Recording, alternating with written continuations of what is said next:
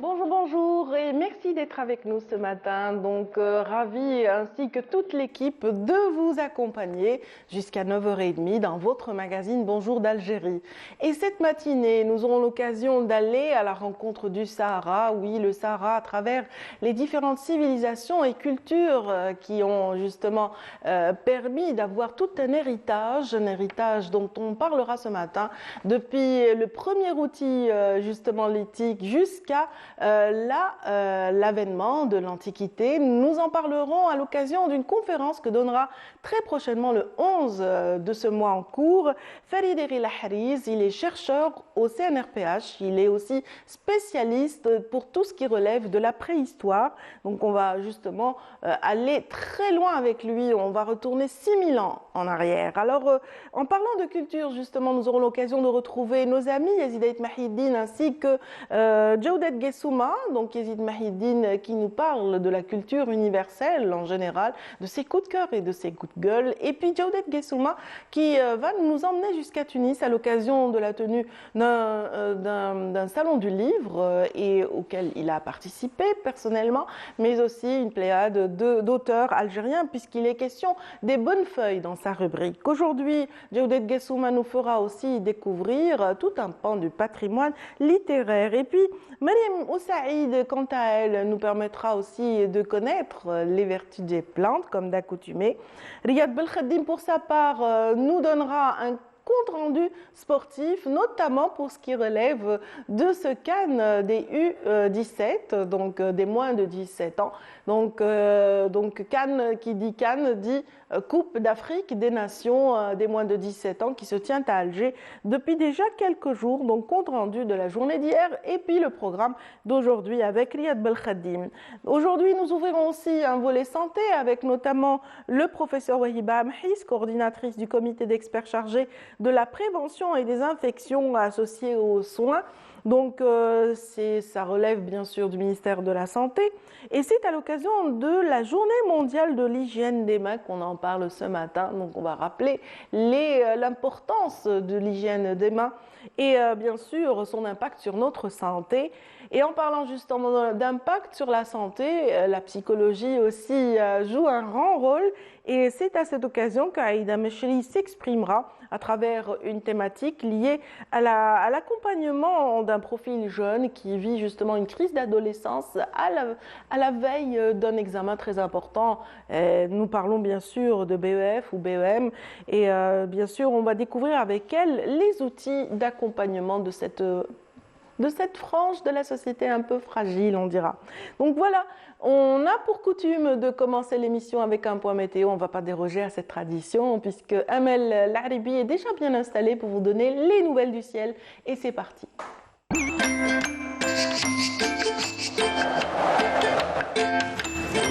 La météo vous est présentée par Mobilis.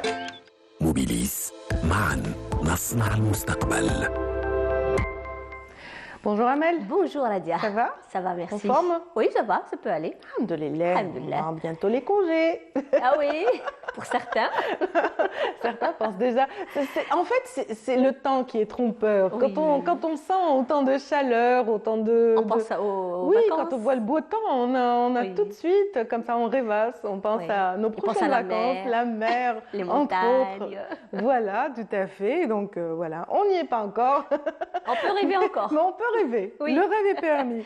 Allez, Exactement. que nous disent les cartes aujourd'hui, s'il vous plaît, Amel? Merci Nadia. Bonjour à tous et bon réveil. Eh bien pour aujourd'hui, le ciel sera marqué par des passages nuageux, parfois denses, sur pratiquement l'ensemble des régions nord, avec possibilité de quelques pluies sur les régions de l'ouest, quelques pluies également vers le centre du pays et des pluies parfois orageuses sur les régions de l'est. Ces pluies seront parfois localement assez marquées, mais en soirée vers ces régions. Et à noter des vents assez forts près des côtes est qui peuvent atteindre les 50 km/h et quelques particules de sable en suspension sur les Aurès du durant cette journée. La moitié sud, eh bien, le ciel restera souvent voilé de la Saoura vers le Nord Sahara et les oasis, avec quelques orages par contre vers les oasis durant cette journée. Des formations cumuliformes, l'extrême sud, le Egart Kassili, également le Sahara central. Ailleurs, rien à signaler, le soleil va prédominer, avec toutefois des sommets de sable vers le Sahara central, le Nord Sahara, les oasis et le Sahara oriental. Les températures, quant à elles, eh bien, elles seront plutôt agréables par endroits, mais toujours des températures assez élevées à d'autres, avec un maximum cette fois-ci vers l'est, 32 degrés du côté de Constantine, également Batna, 24 Tizouzou et Annaba, 25 Alger, 23 à Djelfa, 26 degrés Al-Bayad, Oran, 29 Rolizane et Tlemcen, au sud 36 degrés à Biskra, 35 à Béchar, 38 Gardaya, 35 à Tamanrasset et Janet, 34 à Tindouf, 42 degrés Insalah, 43 à Adrar, Borj Bedjourtal et le maximum cette fois-ci à Ingazam avec 44 degrés. La mer aujourd'hui, eh bien, elle se montrera peu agitée sur pratiquement l'ensemble des régions côtières avec des vents qui varient entre 30 et 50 km/h. Sur les côtes centre et est, les vents seront de secteur ouest et 15 à 40 km/h. Sur les côtes ouest, les vents seront de secteur ouest à nord-ouest. On va faire un petit voyage cette fois-ci du côté de l'Europe. Le temps restera maussade avec un temps nuageux à Berlin, également Kiev, quelques pluies prévues à Paris, partiellement voilé vers la péninsule ibérique, Londres, également Rome, Istanbul et Moscou. Le mercure affichera 10 degrés seulement à Moscou, 13 à Kiev, 15 à Berlin, 21 à Vienne, 19 à Paris, 28 degrés le maximum à Madrid en passant par les 18 degrés à Istanbul. Voilà, je vous retrouve tout à l'heure, juste après le journal télévisé de midi. Et d'ici là, passez une très très bonne matinée avec la suite des programmes sur Bonjour d'Alger.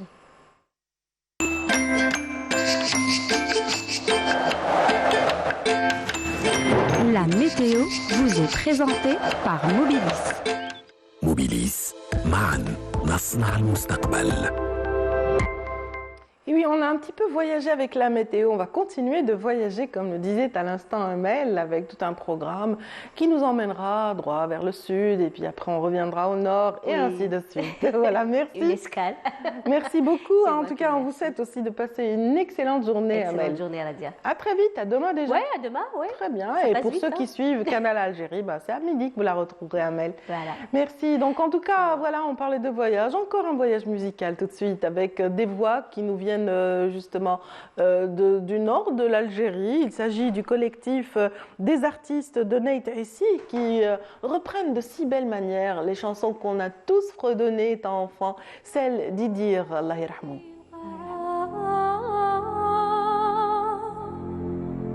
فكرتي له فاني ذا فكرتي له فاني ذا يا فكي غاك سبعة ورشي ونديافا بالمعنى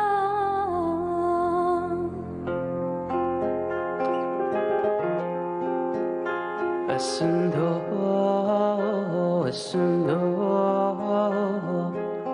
فافقد ذي ذا ملال الصندوق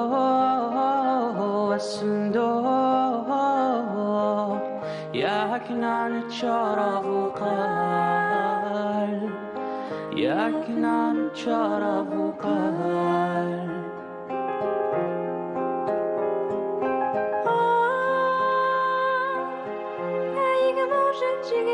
الفجارة هاي شرقي ترف الصيفات هاي أسيي وانا واسكانا يدارا هاي شفانك مدن في الناس شفينا مزون ذي ظلي أبسيقامي قوم مكبور أشكالي غريد زناد أمر في تشاتونا غور أمر في تشاتونا غورا مقرضي غيبا ولولي ممكيشو نضيف تشمي تحبور ذاكر ذا مثلور تحبور ذاكر ذا مثلورا عندك الرا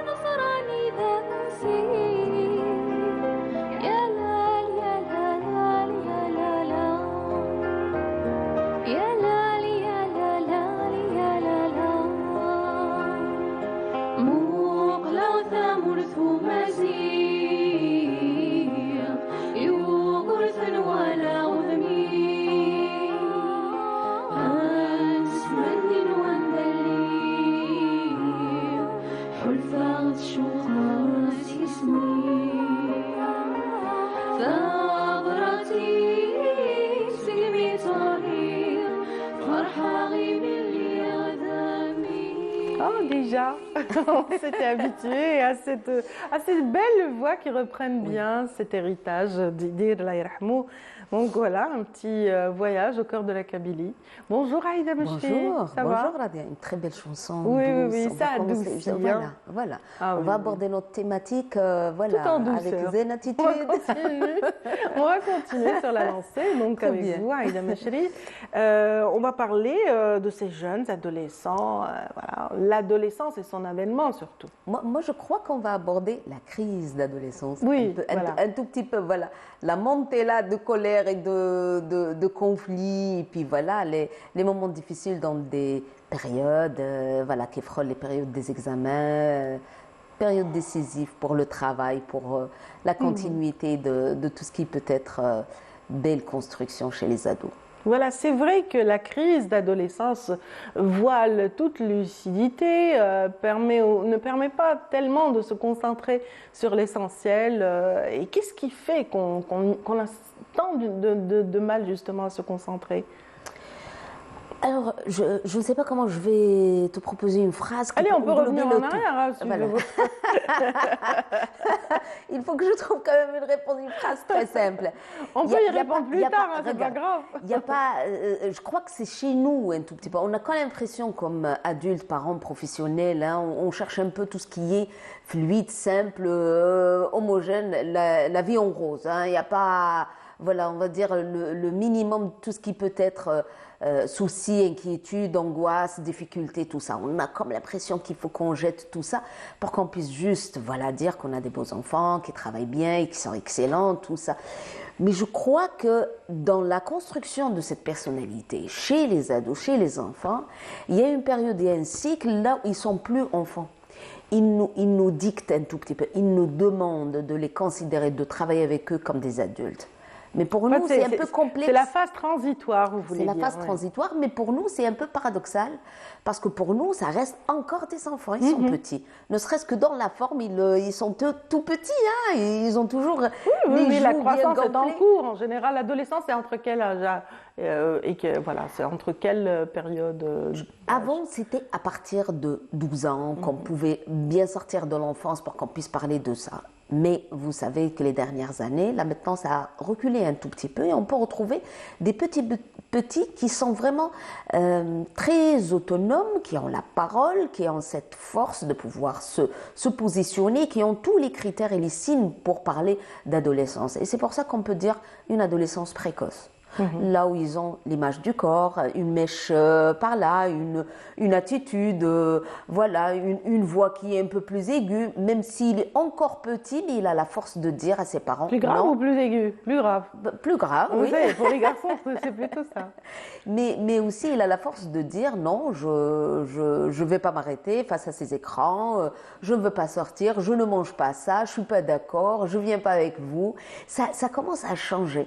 Ça, je crois Et puis qu'il faut... c'est lié quelque part avec la puberté, l'avènement de la puberté chez les jeunes. Tout à fait, mais vous savez que ça c'est un peu cyclique, que ça diffère d'une personne à l'autre, ça diffère aussi d'une famille à l'autre, parce que même la génétique elle joue un rôle. Hein.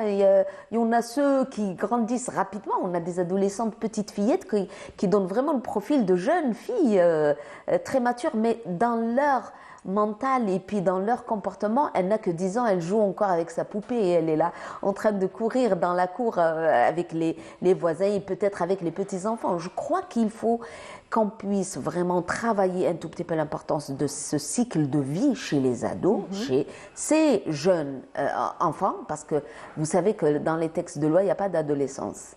Ça, c'est dans la psychologie, probablement dans les théories de l'éducation. Mais de 0 à 18 ans, c'est un enfant. Et ça reste un enfant. Et puis, c'est à nous de comprendre qu'il faut faire l'effort d'accepter ce mouvement chez les petits. Ils sont là pour pouvoir vraiment être adultes sans qu'ils puissent vraiment nous donner la force et le pouvoir de leur dire, voilà, oui, je peux compter sur toi, et puis voilà, vous avez atteint probablement les niveaux pour assumer vos responsabilités, et puis pour faire le relais, et puis débrouillez-vous, vous êtes grand maintenant. Je crois que le langage paradoxal entre ce qu'on veut leur offrir et comment on veut les éduquer, comment on veut les accompagner, entre pensée infantile et voilà, jeune, fait que des fois, on les étouffe.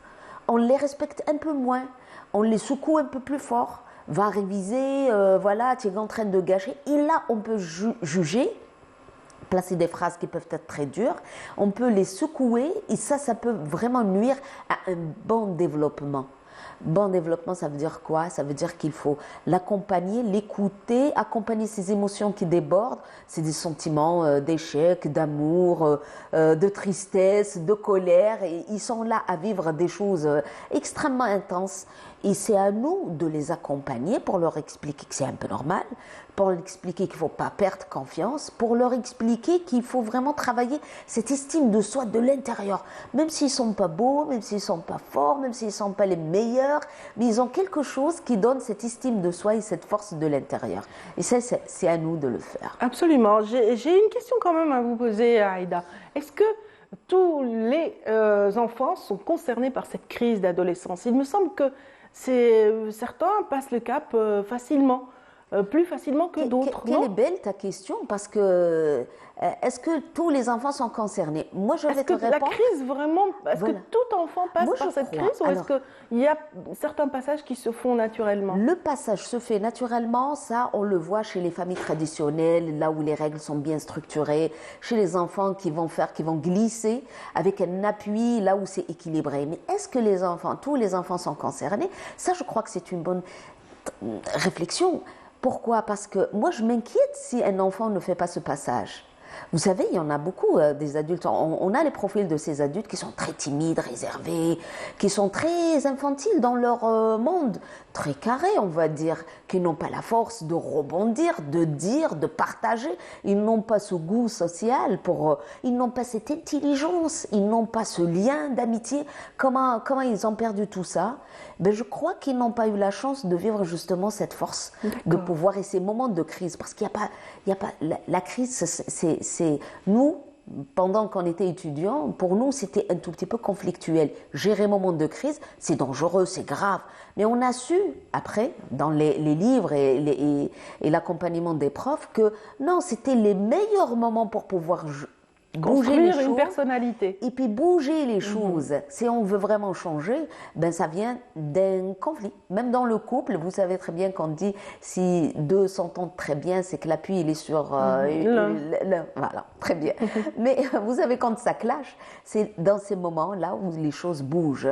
Et je crois que c'est les moments de crise dans le couple, dans le cycle de famille, dans les mariages. On parle de l'adolescence parce qu'on frôle un tout petit peu notre équilibre familial face à ces examens, périodes d'examen, face à ces moments difficiles.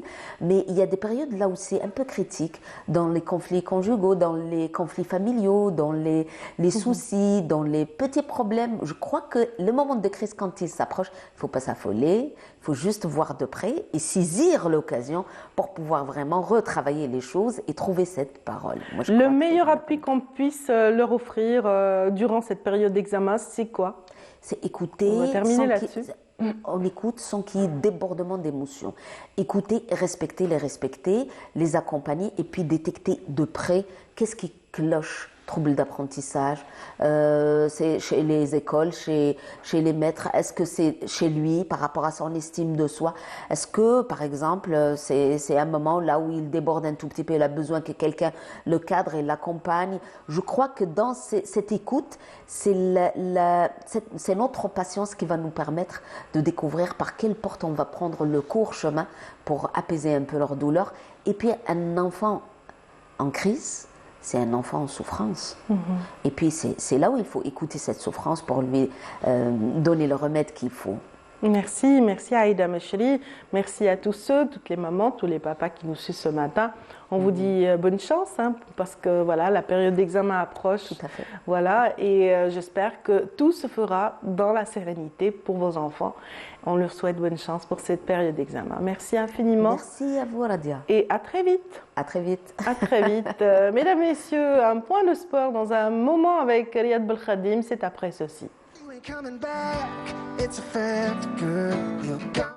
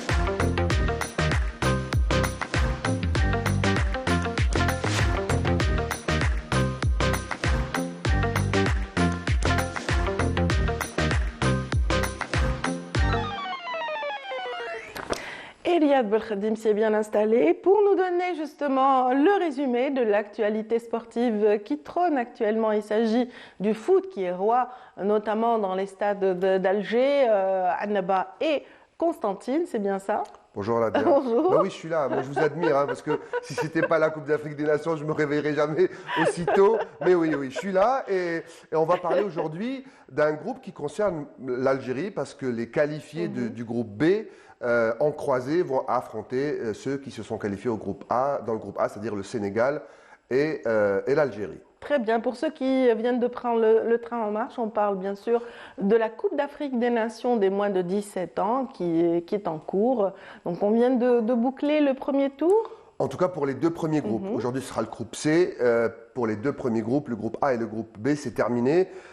Sont passés à la trappe l'Afrique du Sud et la Zambie, malgré une victoire d'honneur pour la Zambie. La Zambie a battu le Maroc hier 2-1. C'était au stade du 19 mai 56 à Annaba. Et puis à Hamlaoui, au stade de Shahid Hamlaoui à Constantine. L'Afrique du Sud a concédé la défaite face au Nigeria, 3-2. On va voir quelques images donc, de cette équipe du Nigeria qui réussit à composter son ticket pour les quarts de finale. Alors, le Nigeria qui donc termine deuxième de ce groupe B va affronter celui qui a terminé premier, donc le Sénégal. Et puis l'Algérie va retrouver le finaliste malheureux du championnat arabe des nations. C'était les mêmes équipes. L'Algérie l'avait emporté face aux Marocains. Là, ils vont se retrouver. Ce sera mercredi à 20h. Ce quart de finale, un quart de finale assez important. On va voir un peu l'ambiance de l'équipe avant de les écouter. On va regarder et surtout écouter ces genoux. On en a beaucoup parlé, vous et moi. Ils sont prometteurs, effectivement. Alors là, on va situer l'instant. Ils viennent de marquer ce but, arracher cette place en quart de finale au stade Mandela face au Congo.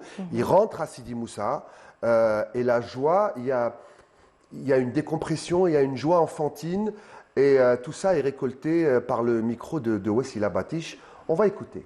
Allez, c'est parti.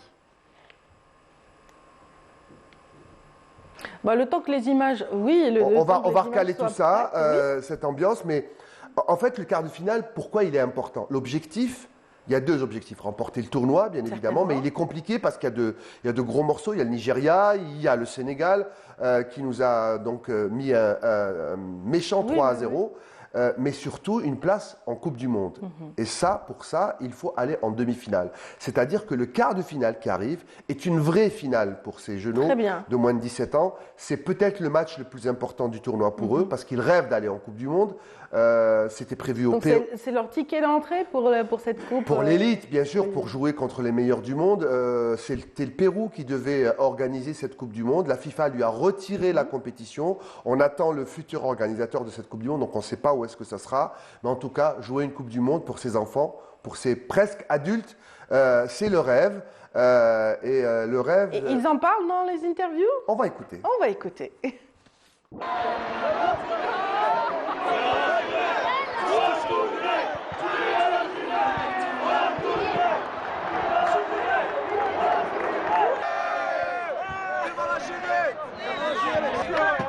Bonjour, arrête de parler, moi. Donnez-moi le micro, là.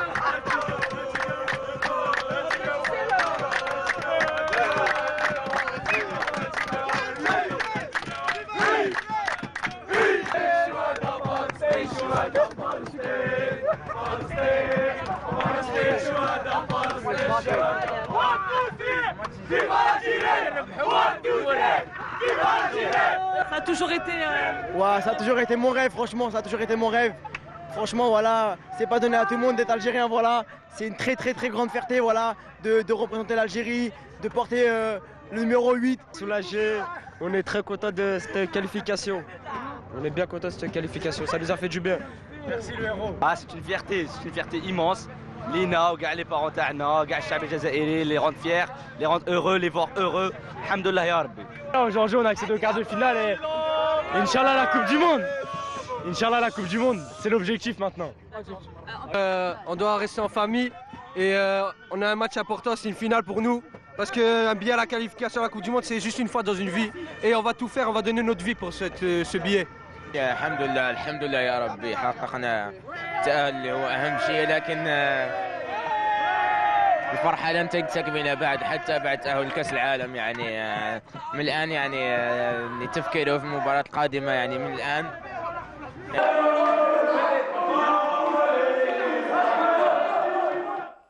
C'est vrai, ambiance très enfantine. Superbe ces images. Ne vous fiez pas à son appareil dentaire et à ses bacs sur les dents. Il est capitaine d'équipe à Natov et il est buteur et à chaque fois il sauve l'équipe. Le buteur de la première compétition, c'est-à-dire le premier match, il a été l'homme du décisif. match. Il est toujours décisif et on l'a entendu. C'est difficile de livrer une interview avec une main comme ça qui nous masse le cuir chevelu. Ça prouve qu'il y a une belle ambiance entre eux et puis ils vivent un rêve éveillé. Et puis il ne faut pas oublier, on l'a rappelé tout à l'heure, c'est des jeunes qui ont déjà vécu un moment fort ensemble. Ils ont joué le championnat arabe ici, entre SIG et Oran, et ils ont remporté le tournoi face aux Marocains en finale. Une finale épique, hein, où ils ont marqué en toute fin de match, et ils ont égalisé, puis remporté au pénalty. Ça crée des liens. On a entendu Mathias à la fin, le jeune gardien qui vit à Montréal, et qui a dit c'est le rêve d'une vie de jouer une Coupe du Monde comme tous les autres. En fait, c'est ça. Là, ce qu'ils sont en train de vivre, une partie d'eux, c'est des joueurs qui sont formés à la fédération à l'académie de la FAF et au Paradou. Et puis les autres vivent en France. Mais c'est des parents qui sont très proches du pays, donc ils sont chaque année en vacances ici. Donc ils ont un lien. Le lien, ils l'ont tissé avec le public déjà au championnat arabe. Vu, hein. Et ils voulaient absolument revivre ça et offrir au public une qualification en Coupe du Monde. Pour eux, se qualifier en Coupe du Monde, c'est pratiquement gagner le tournoi. En tout cas, ils sont soutenus et par le public, et par leurs parents, et par cette fédération qui les suit de très près. Donc on sent qu'il y a une belle préparation pour ces genoux. C'est pour ça qu'il ne faut pas trop leur mettre la pression, même s'ils ne se qualifient pas en Coupe du Monde.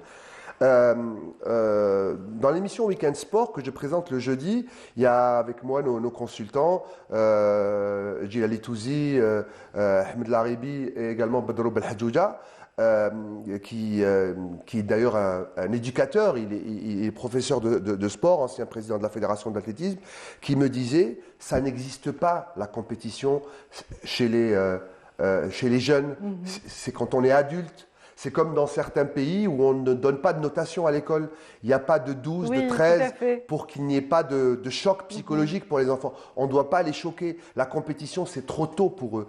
Donc, ils sont encore en cours de formation. C'est vrai que la FIFA et la CAF organisent des compétitions continentales, mais pour moi, le plus important, et pour les spécialistes, qui suis-je moi pour donner mon avis, mais en tout cas, je répète ce que les spécialistes disent, c'est que ils apprennent la compétition dans ce genre de rendez-vous. Voilà, c'est dans le cadre de l'apprentissage. Il faut les préparer pour après. Il ne faut pas les choquer tout de suite. C'est pas la fin du monde s'ils ne se qualifient pas à la Coupe du Monde.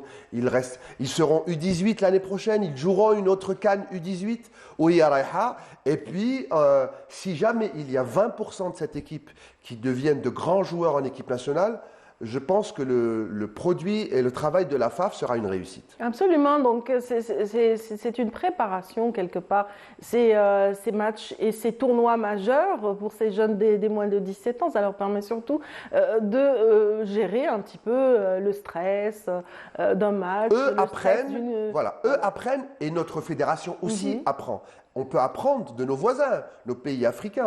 Il ne faut pas regarder que en haut, au nord de la Méditerranée. Il faut aussi regarder en bas. Le Sénégal fait un travail formidable en termes de formation. Ça nous donne une bonne leçon. Il n'y a pas que l'élite, il n'y a pas que le championnat, il n'y a pas que les clubs qui gagnent les titres. Il y a les écoles. Il faudrait que les clubs, nos clubs, une fois qu'ils auront assaini leur financement, leur gestion, parce que ce n'est pas le cas, il faudra qu'ils misent sur 2 tableaux, c'est-à-dire l'équipe d'élite senior et aussi la formation. Il y a de grands clubs qui tirent une grande fierté, pas seulement de gagner le Milan AC, il n'y a pas que le Scudetto, c'est-à-dire le championnat, il y a aussi l'école du Milan ou du PSG ou du PSG ou de l'Ajax d'Amsterdam, juste pour rappeler les amoureux du Barça par exemple, qui n'est plus ce qu'il était, le Barça est ce qu'il est parce qu'il y a eu l'école de l'Ajax, l'école néerlandaise, qui a voyagé jusqu'en Catalogne pour donner ce style de jeu. Et c'est ça aussi, la fierté d'un club et d'un pays, c'est la qualité de sa formation, la qualité de ses footballeurs. Et c'est aussi ce que la Fédération algérienne de football apprend avec ces tournois, c'est-à-dire former les jeunes pour l'avenir. Merci, merci. Il reste les résultats le programme oui, d'aujourd'hui. Oui, le programme d'aujourd'hui, ce sera le mot de fin. Alors, le programme d'aujourd'hui au stade de Annaba du 19 mai 56, à 20h, il y aura Burkina-Cameroun. Il n'y a que trois équipes. Hein. Le Sud-Soudan, je vous l'avais dit, a été éliminé parce qu'il y avait des joueurs qui ont été fraudés, entre guillemets, qui avaient dépassé l'âge de 17 ans. Et ce groupe, attention, il est particulier. Burkina Faso, Cameroun, Mali. Le groupe C, c'est le plus huppé parce qu'il y a, tenez-vous bien, le Cameroun 2 fois champion d'Afrique des U17, le Mali 2 fois champion d'Afrique des U17 et le Burkina 1 fois dans l'édition 2011. C'est la crème de la crème et il y en a un qui va passer à la trappe. Voilà, je crois qu'on a fait le tour de l'Afrique ce matin. Bonjour. Merci infiniment, Riyad Belkhadim. Alors, on vous retrouvera demain pour un autre compte rendu, Inch'Allah. Et puis, pour ceux qui sont avec nous, on va faire un beau voyage à travers le patrimoine dans un instant. Mais avant, donc, je vous invite à découvrir Sidi Abdelrahman une fois qu'il a subi donc, tout plein d'opérations de réhabilitation et de renforcement du bâti. Et Lamia Boudbouda nous fait justement la visite et aussi nous dresse un topo de cette, restauration, on dira. Le mausolée Sidi Abdelrahman Taalibi est le monument cultuel le plus emblématique d'Alger. Construit au XVIIe siècle, les habitants d'El Mahroussa ont érigé ce penseur et théologien en père spirituel et saint patron de leur ville. Ce joyau patrimonial a retrouvé son lustre d'antan suite à une importante restauration qui aura duré 4 années. On a tout fait pour restituer et redonner l'image authentique et historique des lieux. Donc il y a des matériaux, par les matériaux authentiques, donc nous avons récupéré et restauré différents éléments décoratifs, éléments architecturaux, que ce soit aussi les colonnes, les arcs, les différents types d'ouvertures. La restauration de ce site a touché plusieurs endroits, tels que les tombeaux de Saint Patron, Wali Dada, Sidi Mansour, Sidi Flih et Sidi Wadah, et bien sûr le cœur de l'ouvrage, le mausolée de Taalibi. Sous cette roba repose la sépulture du Saint Patron, dotée d'un mihrab orné d'authentiques éliges qu'on retrouve sur les murs. Les fenêtres et les portes ainsi que le cercueil ont permis l'usage d'une très ancienne technique, la polychromie. Les travaux de restauration, ils ont touché beaucoup plus pour les différentes polychromies que nous avons trouvées sur les arcs, les menuiseries, les chasses, les fenêtres et le mihrab aussi. Donc nous les avons récupérés et restaurés d'une manière très très minutieuse avec des artisans très très compétents, des Algériens, Dieu merci, qu'on félicite en passage. Donc on a beaucoup travaillé sur ça pour récupérer les différentes couleurs initiales et les différents tons. Donc mais en parallèle, nous avons laissé des témoignages, des fenêtres archéologiques qui témoignent de l'authenticité et du travail initial qui a été fait. Nous avons rencontré des visiteurs charmés par la beauté et la quiétude du lieu. Bon, je viens de Marseille et personnellement, vraiment, c'est un grand plaisir de retrouver un lieu comme celui-ci, qui est chargé déjà de spiritualité forte. On connaît tous Sidi Abdelrahman. Et en plus, voir cette restauration, ce goût au niveau de l'architecture, on trouve beaucoup de calme, on sent vraiment l'histoire, on sent une charge vraiment religieuse importante. راني فرحان ومبهور très satisfait parce que انا جيت من قبل وزرت من قبل plusieurs fois الحمد لله واليوم نشوف بلي كاين ان غران شونجمون راديكال on peut dire بلي عاود رجع لاصله. Ici, tout se visite. Une douila représente les charmes d'une habitation de la Casbah. Il y a aussi le cimetière des Tolba, où sont inhumées d'imminentes personnalités. On citera les Dey d'Alger, Ahmed Bey Ben Chneb al-Roudoussi, fondateur de la première imprimerie algérienne. Visiter ce lieu, c'est aller à la rencontre de l'histoire algérienne.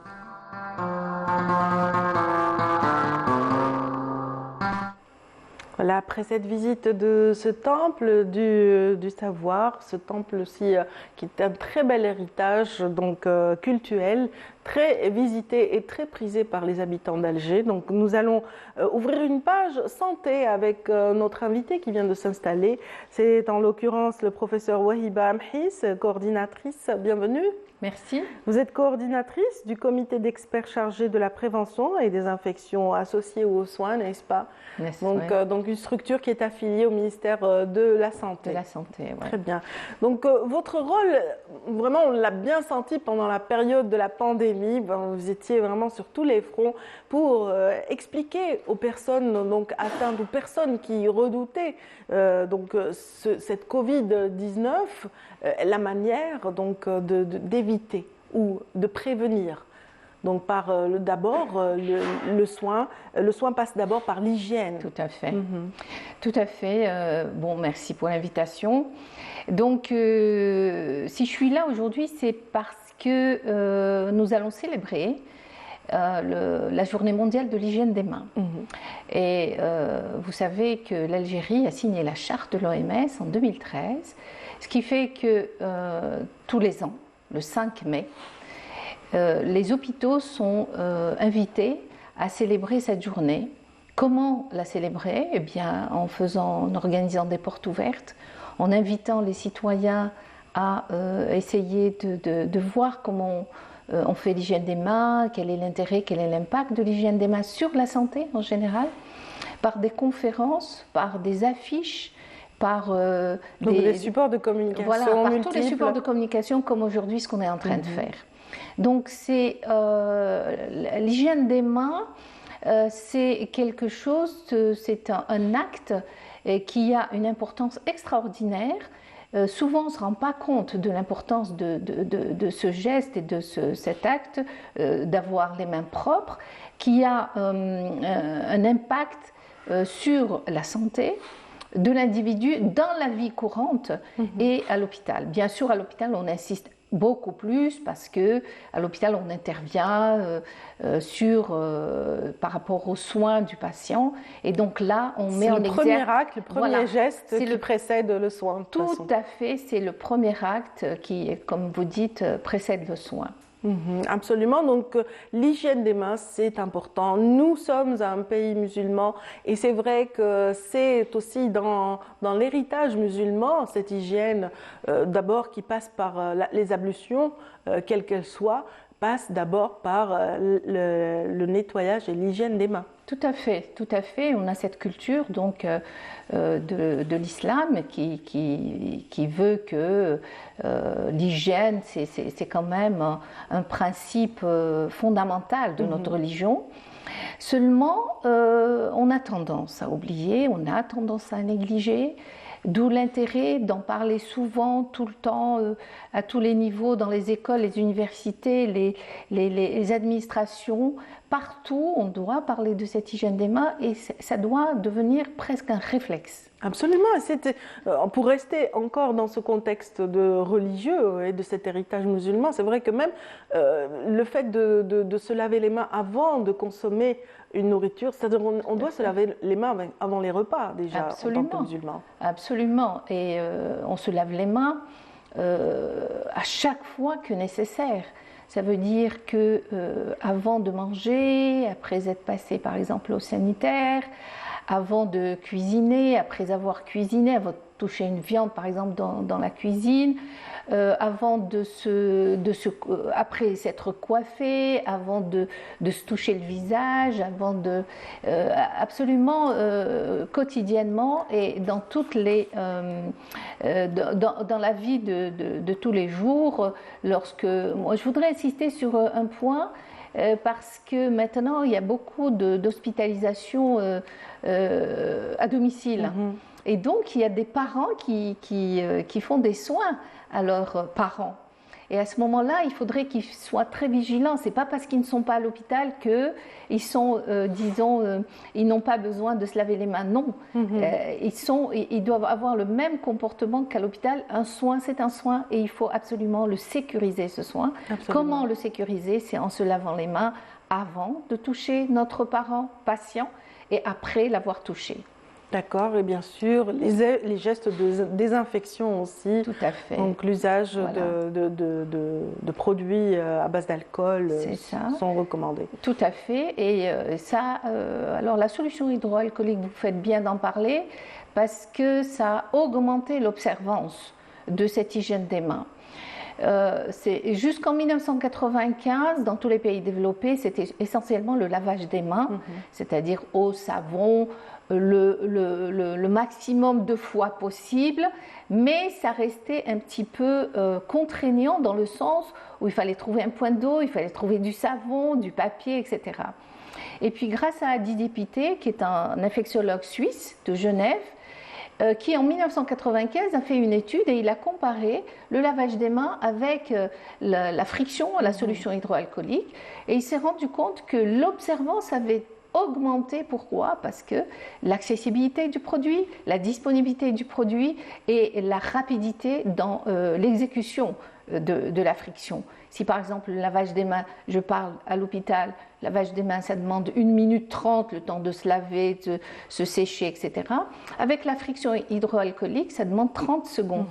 Donc vous voyez qu'il y a réduction du temps, efficacité du produit et augmentation de l'observance et de la fréquence de cette hygiène des mains. Oui, il est vrai qu'on est sorti de la phase de pandémie, donc Covid-19, mais les bons réflexes acquis pendant cette pandémie ont tendance à disparaître petit à petit.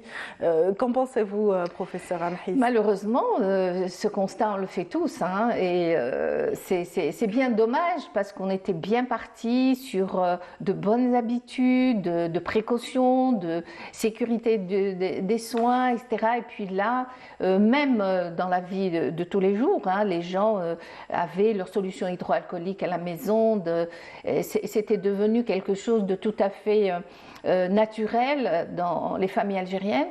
Et puis le temps passant, la pandémie diminuant, eh bien les mauvaises habitudes ont la peau dure, comme on dit. Absolument. Et elles sont revenues, donc voilà. Oui, il est nécessaire donc de procéder à la sensibilisation comme vous le faites actuellement à l'occasion de cette journée mondiale de l'hygiène des mains. Donc qui permet justement ce rappel, qui permet de croiser toutes ces personnes qui traversent nos hôpitaux, nos structures hospitalières pour leur justement transmettre une information utile dans ce sens. Absolument, absolument, d'où l'intérêt de cette journée. Une fois par an, mais ça devrait être tout le temps. Ça veut dire que dans nos structures de santé, il devrait y avoir des affiches, il devrait y avoir de la solution hydroalcoolique partout. Il faudrait expliquer aux patients, même le patient qui arrive, qui n'est pas censé savoir comment utiliser ces solutions hydroalcooliques, il faut le former, il faut lui expliquer. La famille également. La famille n'a pas le droit, par exemple, quand elle arrive pour une visite, de toucher comme ça au patient, ou bien de toucher aussi, ça arrive, par exemple à la perfusion, ou bien aux dispositifs médicaux qui sont, disons, posés en place chez le patient. Donc tout cela, il faudrait que le citoyen algérien devienne plus vigilant et comprenne que lui aussi, il peut être porteur de germes, de bactéries, et il peut les transmettre à son parent qu'il chérit. Donc il faut absolument, s'il aime vraiment son parent, il faut qu'il soit extrêmement vigilant et qu'il se nettoie les mains avant de toucher à son parent et après être sorti de l'hôpital. C'est important aussi pour, tout à fait. pour éviter toute transmission de bactéries ou de germes ou de virus à la sortie de cet hôpital ou de cette structure médicale. Donc il est vrai que quand on en discute comme ça, on se dit c'est peut-être banal, c'est peut-être pas exceptionnel, mais en fait ça a son impact quand même sur la santé. Tout à fait. Tout à fait. Il y a des études qui ont été faites et qui ont montré que après une formation, l'observance augmente de façon vraiment très significative et très parlante. Donc la formation, elle doit être continue et cette formation, elle doit commencer déjà, je dirais, à la maternelle. Absolument. À la maternelle, on doit apprendre aux enfants de manière à leur inculquer cette bonne culture. Il y a des pays développés, regardez le Japon par exemple, les enfants, vous les voyez tout petits, 3 ans, 4 ans, ils savent se laver les mains, ils savent se comporter, etc. Donc nous devons, disons, inculquer à notre société cette façon de faire et travailler plutôt dans la prévention, commencer très tôt déjà à la maternelle. Oui, absolument. Donc ça donne les bases, ça met les jalons, ça pose les jalons pour une meilleure santé publique, une meilleure santé du citoyen. En tout cas, voilà. Donc vous serez où pendant cette journée de sensibilisation? Alors, avec le ministère de la Santé, nous allons célébrer cela à Jijel. Donc on part demain. Et il y aura donc les gens de Jijel, c'est-à-dire toutes les structures de santé environnantes qui seront invitées à cette journée. Voilà, c'est vrai que c'est une rencontre qui va permettre, entre praticiens et spécialistes de la santé, qui va permettre aussi d'entretenir cette belle expérience qu'on a eue déjà et qu'on a acquis durant la pandémie et pourquoi pérenniser ces gestes et aussi cette manière, cette culture de l'hygiène. Cette culture de l'hygiène. Oui, effectivement, par exemple, quand pendant la période Covid, on s'est rendu compte que, comme tout le monde était extrêmement vigilant, on a eu très peu de gastroentérite. On a eu très peu d'infections respiratoires à VRS en dehors de Covid qui étaient là. Les autres infections respiratoires à virus, on les a pas vues. Donc ça prouve bien que l'hygiène des mains, bien sûr le port de masque, etc., ça protège contre toutes ces infections, essentiellement les infections digestives, c'est-à-dire les gastroentérites et les infections respiratoires. Voilà, merci infiniment, professeur Ramhis. Voilà, c'est bien dit, c'est de la bouche d'une spécialiste, puisqu'elle figure aussi parmi cette locomotive qui gère, justement, qui veille au grain par rapport aux belles décisions qui sont prises en faveur de notre santé au sein d'un comité d'experts chargé de la prévention des infections associées aux soins. Donc c'est une structure affiliée au ministère de la Santé. On a vraiment été ravis de vous recevoir, professeur Wahiba Amhis. Ça a été un plaisir. Et on vous souhaite un bon voyage, un bon séjour à Jijel. Merci beaucoup. Merci. Voilà, et puis voilà qui est dit par rapport à cet effort de sensibilisation, où que vous soyez. Donc sachez que portes ouvertes vous sont offertes à travers les structures du pays. Donc profitez-en pour en savoir plus sur l'importance de l'hygiène des mains. Merci encore une fois. Merci à vous. Et merci à tous ceux qui nous suivent et à qui on a promis un très beau voyage à travers le patrimoine. Ce voyage continue tout de suite à travers la découverte d'une personnalité, celle d'une artiste doublée d'architecte qui a été rencontrée par l'Amia Bouddha, qui nous dresse tout de suite le portrait d'Amel Djilani.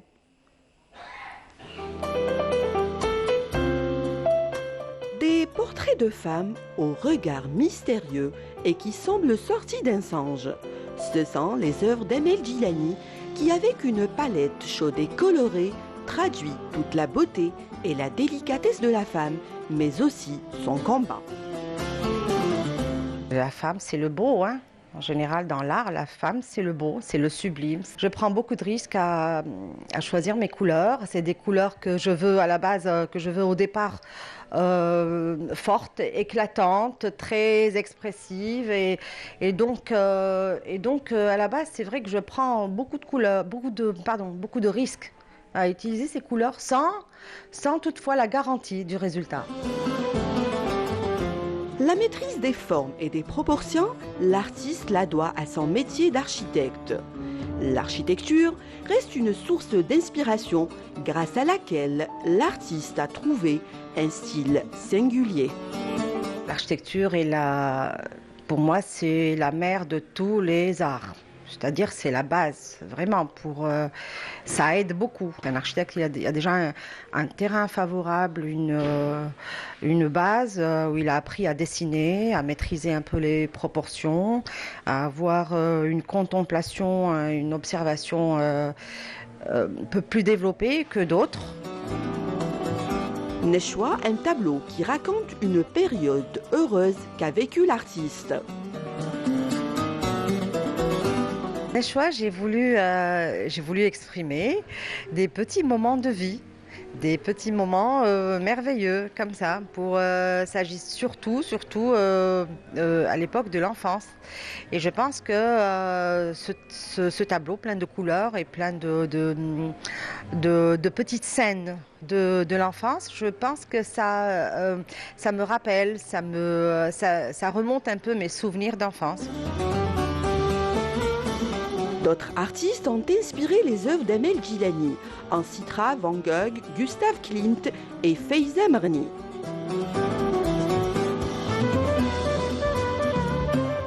C'est vraiment de l'art. Tu fais une beauté, tu fais de l'art, tu fais des couleurs, tu fais la vie. Isra, Samara ou Yousra traduisent le profond attachement de l'artiste à la culture et aux arts islamiques.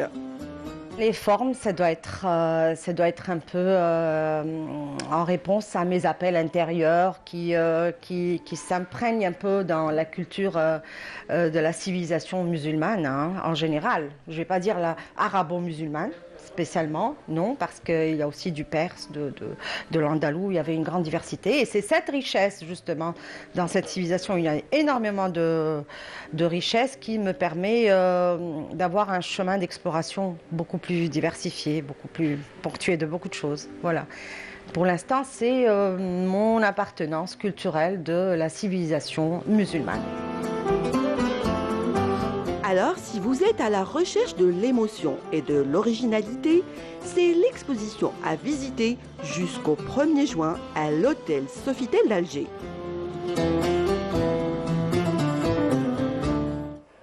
Et oui, rien de tel qu'une émotion, notamment celle que suscite le Sahara en nous. Et effectivement, visiter les immensités désertiques, c'est aussi aller à la rencontre de millénaires d'histoire. Et aujourd'hui, nous aurons l'occasion de parler de ce patrimoine, cet héritage saharien, essentiellement pour la période préhistorique, donc jusqu'à l'avènement de l'Antiquité, avec un spécialiste. Et j'ai nommé là, Farid Lahris, qu'on a plaisir à recevoir ce matin. Bonjour. Bonjour, c'est toujours un plaisir également. C'est vraiment un plaisir. Bonjour Farid. Voilà, Bonjour, tout le monde est content de retrouver Farid Lahris. Tes amis. Alors, Jawdet, un mot pour Farid aussi? Oui, bonjour Farid. C'est toujours un plaisir aussi. Voilà, on va faire le tour de table. Mariam Moussaïd est bien installée pour vous donner un petit peu une idée des vertus d'une plante en particulier aujourd'hui, le basilic. Et puis Yazid Aït Mahieddine. Oui, j'en parlerai, oui, bien sûr. Et de quoi? Du basilic ou autre chose? Ah, si, il y aura un peu de... Ça va être fleuri aussi. Ça va être fleuri, donc un florilège de nouvelles liées à la culture universelle en général. Et puis, donc, Jawdet Gessouma, qui nous emmènera à Tunis, entre autres. Oui, de retour de Tunis où j'avais assisté au Salon du Livre. D'accord. Donc, qui avait commencé du 28 avril et qui se termine d'ailleurs aujourd'hui au pavillon des expositions, enfin au Salon des expositions du Karam, donc pas très loin de Tunis, sur les berges. Pas très loin du lac de Tunis, et avec beaucoup de choses. Le retour de la Syrie, des nouveaux pays comme la Russie ou l'Italie qui ont participé, 23 éditeurs, 540 produits présentés, beaucoup de prix. Une petite polémique qui était assez rigolote, qui a incité le président Kais Saïd à descendre sur l'avenue acheter un livre aux éditions pour prouver qu'il n'y avait pas de problème. Mais vraiment une assez belle rigolade. Enfin, c'était assez une polémique assez rigolote. Mais beaucoup de choses, donc 540 titres, le roman, l'enfant, la célébration de 75e année de la déclaration des droits de l'homme, tout ça, beaucoup de choses, et donc voilà, donc très intéressant. Pays à l'honneur, donc l'Irak, Et il s'est passé beaucoup de choses. Donc, pour ce salon du livre, c'est-à-dire, voilà, donc à la foire internationale, c'était la foire internationale. On va encore détailler avec vous, Jodeh, dans un petit instant. Vous avez parlé d'Irak, le berceau de la civilisation.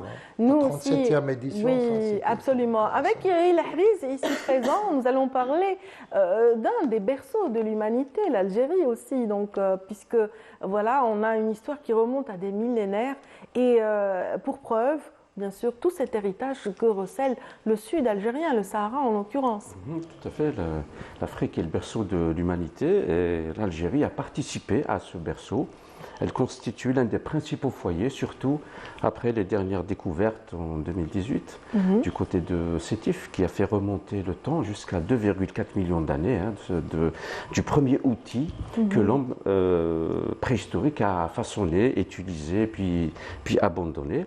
Et le Sahara, ce vaste territoire qui n'a pas toujours été aussi aride. C'était une belle savane avant, avec des girafes, des rhinocéros. Absolument, une savane arborée avec de la grande faune, girafes, lions, éléphants, hippopotames, etc. Donc il y avait de l'eau, il y avait de la vie, il y avait de grands lacs, les rivières coulaient, etc. Et l'homme a vécu justement dans ces zones au bord de l'eau. Il y a laissé des traces. Ah oui, bien sûr. Il y a laissé des traces qui racontent son histoire. Ce qu'il a fabriqué comme outil. Avant, au début, c'était donc des outils en pierre, en prenant deux galets. Il suffit de débiter pour obtenir soit un tranchant, soit une pointe qu'il utilisait dans sa vie de tous les jours pour chasser, pour couper, etc.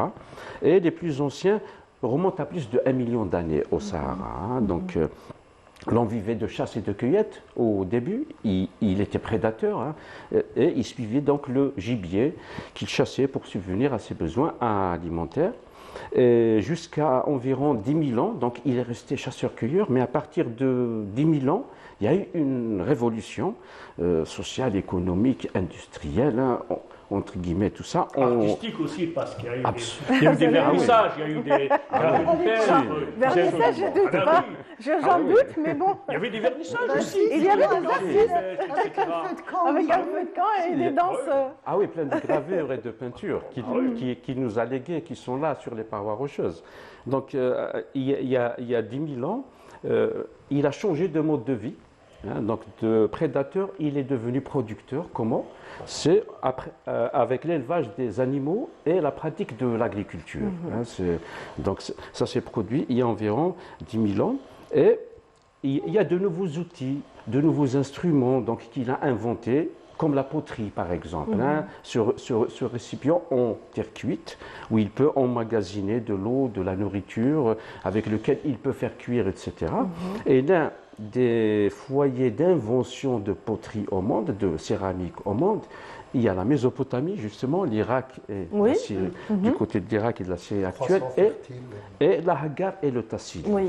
Dans le Tassili, qui est vraiment un musée à ciel ouvert pour ce qui relève des peintures, des dessins rupestres, qui remontent à des milliers d'années, effectivement. Donc, c'est à ce moment-là, ou juste avant, qu'il a commencé à s'exprimer sur les parois rocheuses, à graver et à peindre. D'abord, il a représenté donc, ce qu'il voyait, son environnement naturel, des animaux, des éléphants, des girafes, des hippopotames. Il y en a même des animaux en grandeur nature, tels qu'une girafe qui se trouve du côté de Oued Jarrad, par exemple. Et avec des détails de l'anatomie de l'animal, etc. C'était vraiment très fin, très précis.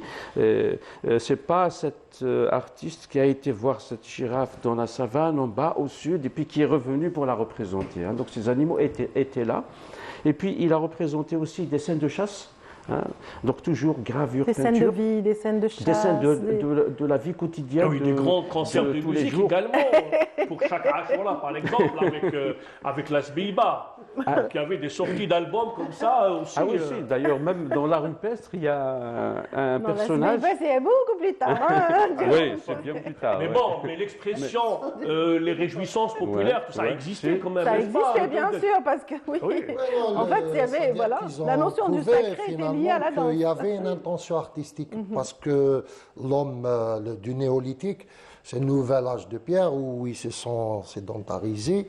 Il a emmené des matériaux qui n'existaient pas à l'intérieur des grottes. Donc il y avait une intention artistique puisqu'il avait des Absolument. tout qui. Ah oui, il a utilisé des C'est la première matériaux, industrie. C'est la première industrie, la première. Voilà, c'est vrai. Mais et ce qui est particulier à cet art, justement, c'est sa densité. Il n'y a pas un endroit au monde où nous avons autant de peintures et de gravures et de fresques. Plusieurs rupestres. techniques, plusieurs techniques. Ah oui, aussi. absolument. Le gravé, le soufflé, il y avait beaucoup de Oui, choses. avec les traces de main, par exemple. Et puis, il y a des sites où on retrouve plus de 1500 œuvres voilà, regroupées, par exemple, au Tassili Nadjer. Absolument. Et ce qui est particulier, c'est que c'est un art dynamique aussi. Hein, nous avons le geste, l'expression et tout ça. Comparé, par exemple... Le chant. Ah oui, le chant. Il y a même des scènes de danse, des scènes de rituels aussi qu'il pratiquait. Il a représenté également des personnages qui font partie de ses croyances, par exemple, hein, parce que à l'époque, il était en symbiose avec la nature. Hein, donc parfois, enfin souvent, en reconnaissance à la générosité de cette nature ou à la bonté de cette nature. Donc, ils organisaient des rituels, des fêtes, hein, etc.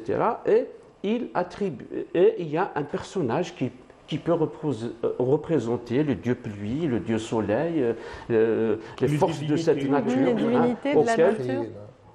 Qu'il a adopté. Et puis, ce qui est particulier également au Sahara, c'est que c'est vrai que l'homme préhistorique a commencé à enterrer ses morts il y a environ 100 000 ans ou un peu plus, mais sans représenter, sans matérialiser cela au sol. Hein. Donc, il n'y a rien d'apparent, aucun repère pour savoir qu'il y a une tombe, par exemple. Mais à partir de 6 000 ans... Jusqu'à l'avènement des basinas, peut-être. Voilà, des tumulus. À partir de 6 000 ans, il a commencé donc à construire, à aménager donc des tombes aux morts.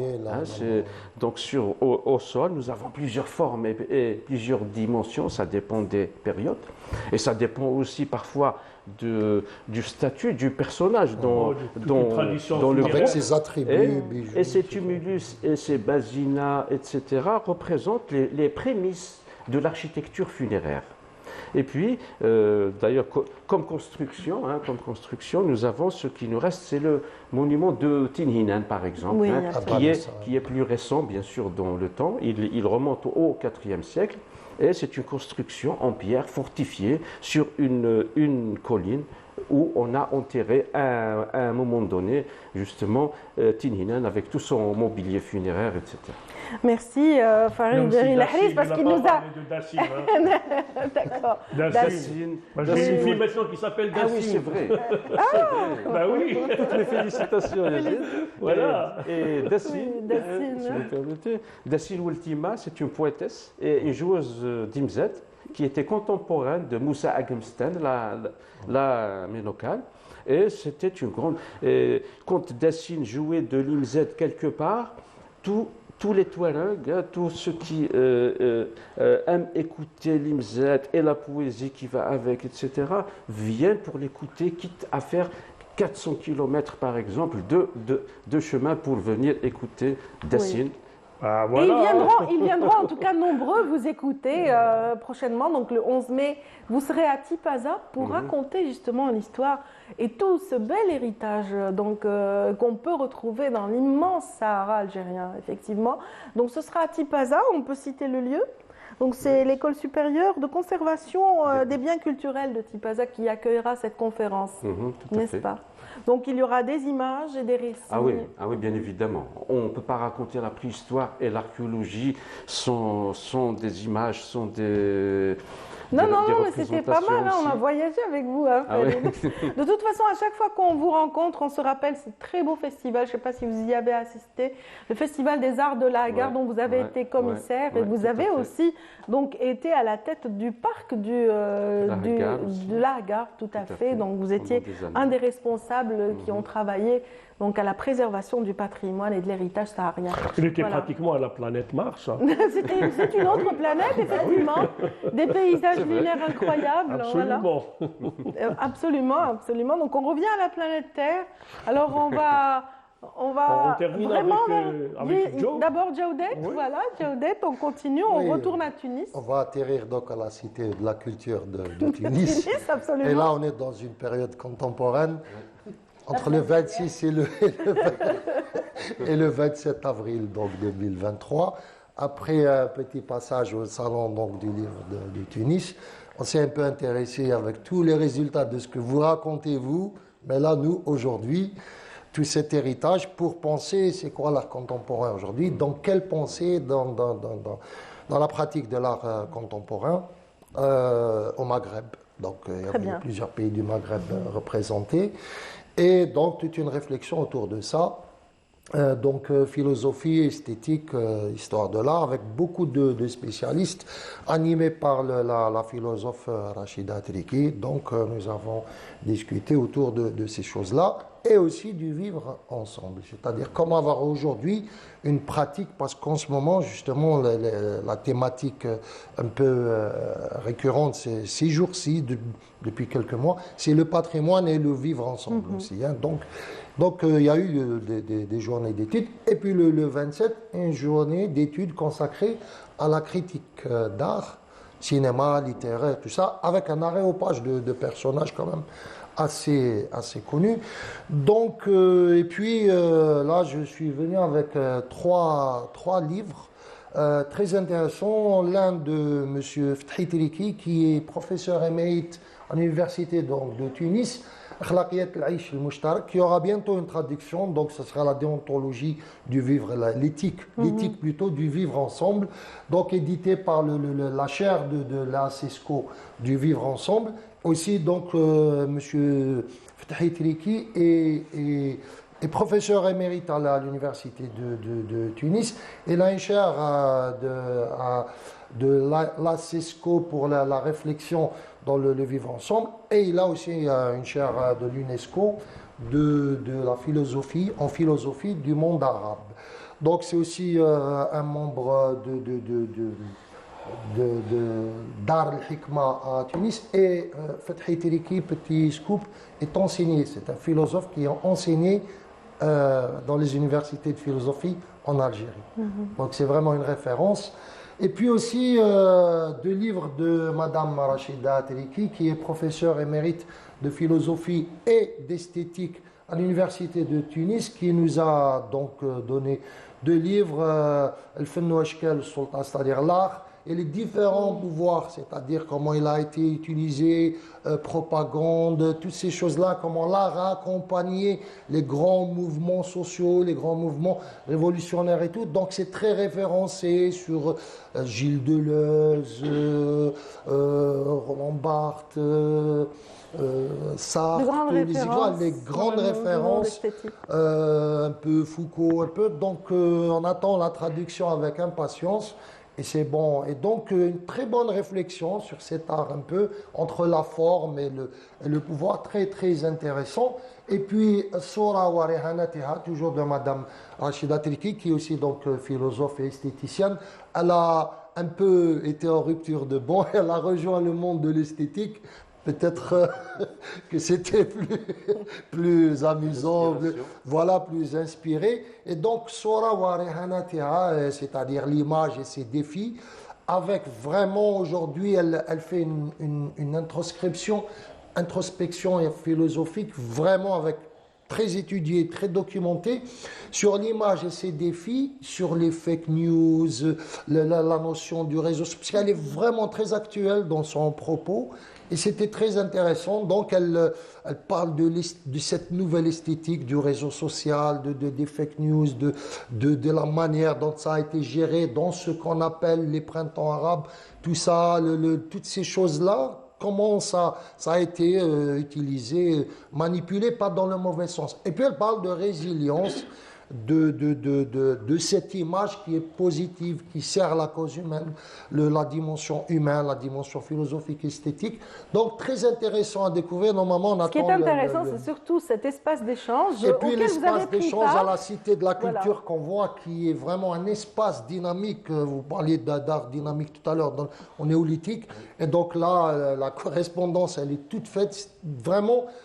très très intéressant de voir que malgré la crise économique, tout ce qui se passe un peu en Tunisie comme turbulence, il y a la culture garde ses droits, le cinéma, la littérature, et avec des espaces qui sont consacrés. Quand même, hein.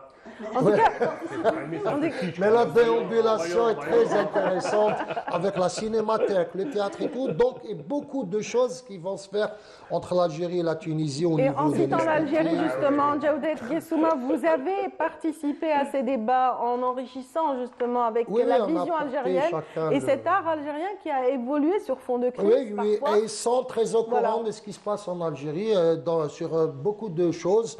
Et vraiment avec une insistance pour travailler avec l'Algérie, faire beaucoup de choses. Je pense dans le futur, on va s'organiser dans la littérature, le cinéma. Ils sont vraiment très dynamiques et très au courant. J'étais assez agréablement, c'est-à-dire pas surpris, parce que je sais que quand même ils sont pas beaucoup loin. de penseurs et beaucoup d'artistes beaucoup de penseurs travaillent sur Khadda. Il y a eu des débats, il y a eu beaucoup de choses. Qui a des échanges. D'ailleurs, je vous l'ai dit, de Triki qui nous a accueillis dans la chaire la CESCO et l'UNESCO, est enseigné en philosophie dans les universités algériennes de philosophie. Donc, quand même, voilà, donc des choses à revoir et à suivre pour le futur. Découvrir également avec vous. Les découvertes vont aussi continuer avec Yazid. Yazid, donc aujourd'hui. Absolument. Merci, chers téléspectateurs, chères téléspectatrices. Je suis Yazid Ait Bahidine, serviteur, humble serviteur aujourd'hui, et je vais vous parler de Tar al-Ward. Et ça se passe à Constantine. Destination donc de l'eau de rose. Ça s'est passé le 3 mai dernier, donc il y a eu un défilé de chars avec tous les roses, les fleurs, etc. Donc on va voir un peu les images. Ça a dû sentir bon là. Oui, avec bien sûr tous les Constantinois et toutes les Constantinois se sont mis sur leur 31 le 3 mai dernier. Nous allons voir, c'est vraiment impressionnant. Voilà, et puis... là, l'outil justement qui sert à l'alambic en cuivre, donc au centre de cette voilà, donc on les voit avec les mlayas, avec les tenues traditionnelles également. Et voilà, donc c'était vraiment magnifique. Avec beaucoup de timidité, avec les Constantinoises. Nature. Donc... beaucoup de timidité quand même, les Constantinoises. Mais c'est bien quand même d'être sorti dans la rue pour dire, voilà, c'est notre héritage. Et on en prend soin. Oui, c'est Blida, même notre collègue. Non, la procession, c'est pas tout. Non, c'est nouveau. Il y a des rituels dans les domiciles, quoi. Voilà. Dans les domiciles, il y a toujours un rituel. On va vous faire. Il y a une sorte de tuisa. Il y a une sorte de tuisa au printemps. Parce qu'il y a des photos en noir et blanc où l'on montre qu'à Constantine, il y a eu quand même des défilés par rapport à ce floralie et cette... C'est un retour, c'est un retour. Voilà, c'est comme une résurgence de la tradition. etc. Donc, voilà, donc elle renoue avec Dame Nature, donc c'est vraiment séparé de tout ça. Du printemps. Voilà la culture constantinoise exacerbée avec toutes ces belles tenues. Le Fergani, avec la musique. Etc. Donc vraiment c'est magnifique, c'est bien. Non, c'est bien, ça c'est un coup de cœur vraiment à relever dans la mesure où... Oui, très fleuri. De la rose blanche au trou noir, et c'est troublant. Ah bah, c'est un gros voyage. Voilà, puisque la NASA, ils ont détecté récemment grâce au satellite, au télescope spatial Hubble, le trou noir. Et ce trou noir, il lâche des nuages d'étoiles de plus de 200 millions années-lumière. Et puis, je vous rappelle également que cet astre, qui est le trou noir, il est 20 000 fois le volume du Soleil. Du Soleil, d'accord. Avec une énergie. Voilà. Donc, c'est une découverte. Parce que le trou noir, récemment, ils ont pu calculer les ondes gravitationnelles.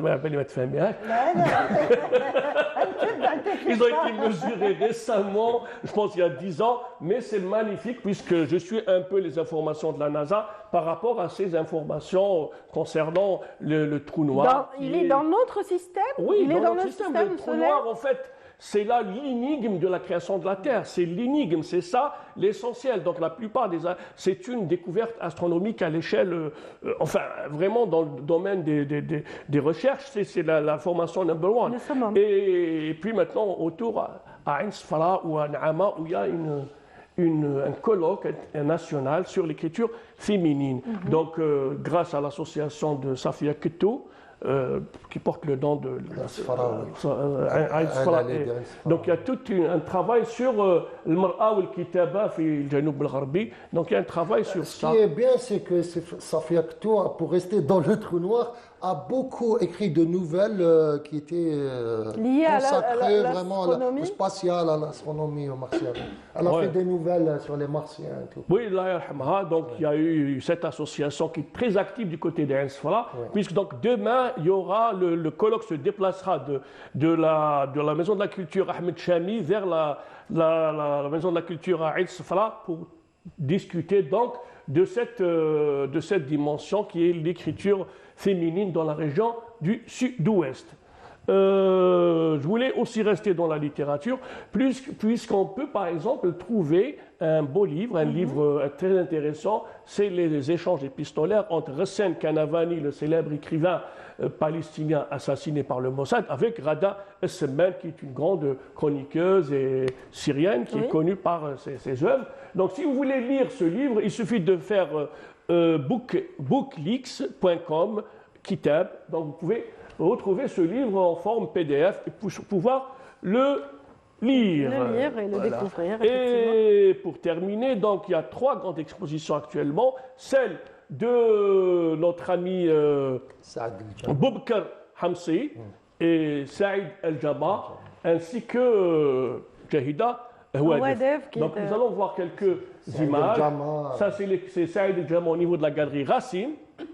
Jusqu'à la fin de un personnage, mais alors là aussi haut en couleur que ses peintures, très intéressant vraiment. Voilà, Saïd El-Jama qui est d'ailleurs de Tigzirt et qui fait un travail très intéressant. Ça s'invente pas.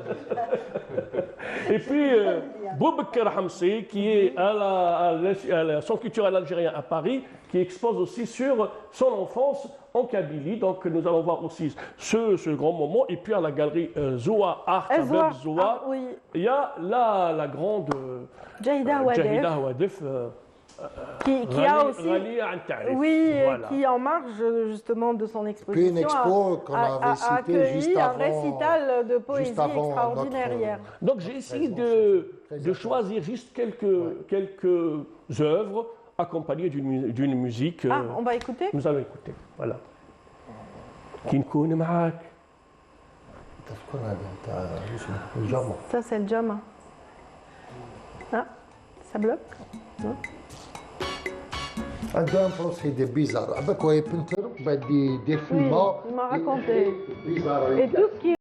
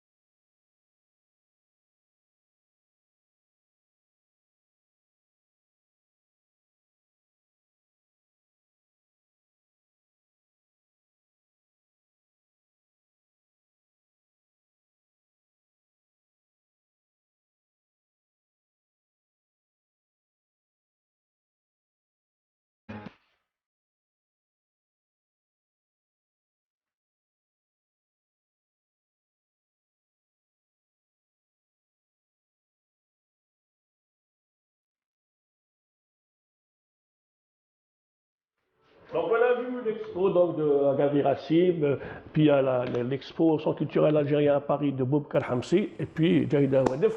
Ah, Zoua. Un festin de couleurs avec Jahida Wadef. Allez, on revient à Myriam à présent. Myriam et le basilic, une belle histoire d'amour. Exactement. Donc moi, ça va être un petit voyage gustatif et olfactif aussi, puisqu'aujourd'hui, je vais vous parler du basilic. Pourquoi je parle du basilic? Pourquoi? Parce que d'abord, c'est une plante aromatique, c'est une plante médicinale qui est connue depuis la nuit des temps. Mais en fait, pourquoi j'en parle et pourquoi j'ai ramené mes petites pousses, mes jeunes pousses de basilic, c'est que nous ne le trouvons pas sur le marché. En fait, on ne le trouve pas comme on trouverait oui, comme le persil, le céleri ou la coriandre. Exactement, qui est une vivace par contre et qui n'a pas le même goût que le basilic. On a tendance à confondre entre les deux. Exactement, entre le basilic à grande feuille. Donc celui-ci qui est le basilic à grande feuille. Ça, c'était pour quand c'est pas Yazid, c'est Jordana qui des Italiens qui vivaient en Algérie à un moment étaient désespérés de ne pas trouver de basilic du vrai. Exactement. C'est vrai. Et en même temps, on ne le trouvera pas sur le marché, comme on trouve le persil, la coriandre, on trouve toutes sortes de petites herbes fines, mais en fait, pas le basilic à grande feuille. Voilà. Donc, la solution, c'est quoi à ton avis? C'est de le planter chez toi, j'avais deviné.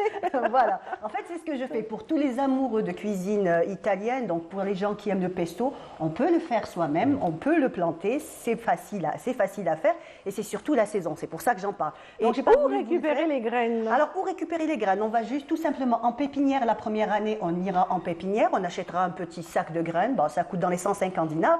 Et ce qui est bien, c'est qu'après, on n'aura pas à l'acheter. Parce qu'en fait, on n'aura qu'à récupérer notre petite graine Hakiazi. À la balle, je sais que tu vas sans et dis-moi qu'est-ce que t'en penses. Encore une fois, الحبق ماشي بازيليك. ما بينك قلتها في قبيلية. C'est quoi? En fait, il y a plusieurs variétés de basilic. Il y a énormément de variétés de basilic et celles que l'on connaît et qu'on retrouve depuis toujours, fil kasba, aux petites fenêtres et tout, c'est habak sabasni. Celui qu'on dit qui éloigne les moustiques. Il éloigne les moustiques, effectivement. Il est bon, c'est vrai qu'il a des vertus, mais absolument pas pour la cuisine. Si tu veux manger des pâtes au pesto, c'est pas ce basilic que tu utiliseras en cuisine. Alors voilà, comme on peut le voir à l'antenne, ce sont des petites graines que j'ai récupérées de mon semis de l'année dernière. Ce sont des graines que j'ai plantées il y a à peu près, allez, on va dire, une petite semaine. Ce qu'il faudra faire, si vous voulez avoir, donc achetez les graines, mettez-les obligatoirement dans du terreau. Donc, et on peut mettre dans le déchire et jette. Qui fait là. Ça c'est un plat.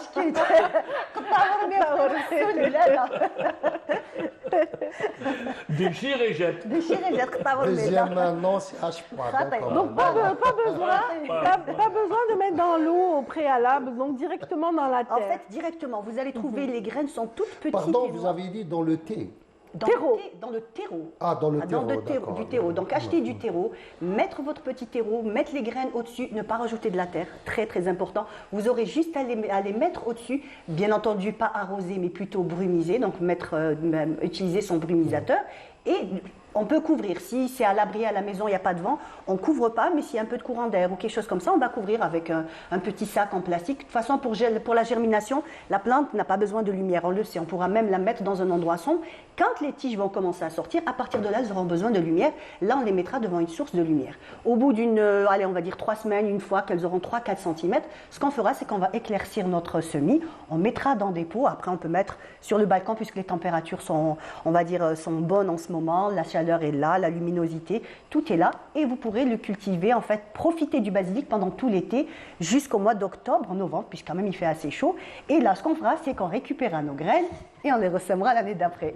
Voilà. Entre-temps, est-ce que le pesto, il est... Bien entendu, donc les feuilles seront bien vertes comme on a pu le voir. Ce qu'on fera de préférence, si on veut faire un bon pesto, ça c'est le secret l'huile du chef. Des pignons. Des pignons de pain. Allez, devinez qu'il cuisine des pignons de pain, oui, mais c'est bon. On peut le faire aux noix, aux amandes, ça dépend, tout dépend bien entendu si on n'a pas les pignons. Mais en fait, ce qu'il faudra, c'est de préférence ne jamais utiliser un hachoir, parce qu'en fait, le basilic et tout ce qui est métallique, c'est pas bon. Avec Voilà. Il faudra toujours avoir un mahrez, un pilon, voilà, un mortier, de préférence en terre, en céramique. Ben, ça se voit. Chef Joe. Celui-là, oui. Voilà, donc le faire à la main de préférence et ne surtout pas utiliser de robots, de mixeurs ou un truc comme ça, c'est très très mauvais. Fait une pâte qui n'est, exactement, et il perd sa saveur. En fait, plus on va le piler comme ça dans un mortier en bois ou alors en... On a un hmish ndiro avec 2 couteaux, mais ndiro chaud. Donc le pesto, c'est des choses qui se respectent. Moi j'attends la vidéo de cette démo. Ça y est, bientôt. On attendra la vidéo avec plaisir, Jawdet. Bah oui. Farid Eril-Ahriz. Par exemple, nous avons appris quelque chose à travers les grands-mères, évidemment, mais aussi à travers les marins, quand ils sont sur des bateaux, ils vous apprennent plein de petites techniques comme ça, avec les plantes et tout, qu'ils emmènent. Là, vous allez au Chenois, c'est formidable, la dorado, pour plier les plantes maritimes et tout, donc c'est bien. Le pesto, on est en plein dedans, dans le basilic. Madame Nedjar, qui est spécialiste un peu dans la tout ce qui est herbe, elle est elle-même tout un corpus pour la cuisine. Oui, la cuisine et la culture chez lui. Je pense que d'ici l'été, ça sera plus les recettes. Donc je le prends, c'est bon. Tu peux prendre, je vais le mettre dans un pot de fleurs et tu me rends la réponse dans 2 mois. C'est bon. Qui tape, je suis les pâtes au pesto. Ah, c'est clair. Bien sûr, Farid Eril-Ahriz ne parlera pas de basilic à Tipaza. Bien sûr, on a parlé de Tipaza à travers Chenois et cet héritage justement culinaire. Et vous serez là pour nous parler de milliers d'années d'histoire à travers une conférence intitulée, donc on va rappeler l'intitulé, donc le Sahara à travers les civilisations et cultures préhistoriques. Du premier outil jusqu'au début de l'Antiquité. En passant par aussi l'invention de l'écriture, le tifina par exemple, qui est pratiqué par les Touaregs. Et c'est la femme Telgui qui a pour rôle d'apprendre à écrire aux enfants. C'est elle qui détient ce savoir de tradition. Voilà, un savoir aussi, une vie au quotidien racontée par tout un pan de peinture rupestre, voilà, donc qui rappelle 6000 ans d'histoire et même plus, on dira 10 000 ans d'histoire.